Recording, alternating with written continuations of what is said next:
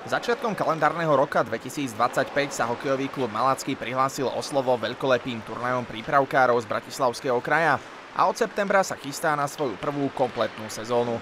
Hypotéza, že ide o mimoriadne hokejový región, ktorému chýbal zimný štadión či klub, sa do bodky potvrdila. My stále, jak by som povedal, naberáme deti. V podstate sa to posúva, deti hovoria doma s kamarátmi, robíme marketing tak, jak sa patrí. No a máme čím ďalej, tým viacej detí. Takže je úplne úžasné v takomto počte mať plný ľad. Nielen detí, ale aj kvalitných trénerov.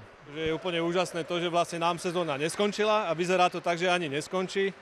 Kým na malackej zimnej klasike korčuľovali s diviakom na drese zapožičané deti z bratislavských klubov Pezinka či Hamuliakova, dnes už je reč o širokej a rozširujúcej sa základni domácich talentov. Prekážkou nie je ani to, že ide o úplne novú značku a klub. Samozrejme, je to úplne iné, keď sa môžeme poschváliť vlastnými hráčmi, vlastným manšaftom, vlastným tímom, ktorý verím, že za pár mesiacov bude dôstojným súperom tým renovovaným mužstvám, ktoré už sa pohybujú v tých súťažiach viacej rokov.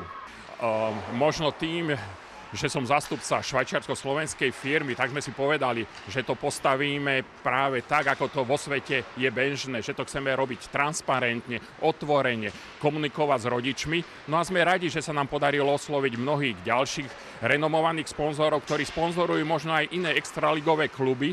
O budúcich regionálnych riveloch sa hovorí s veľkou pokorou a rešpektom.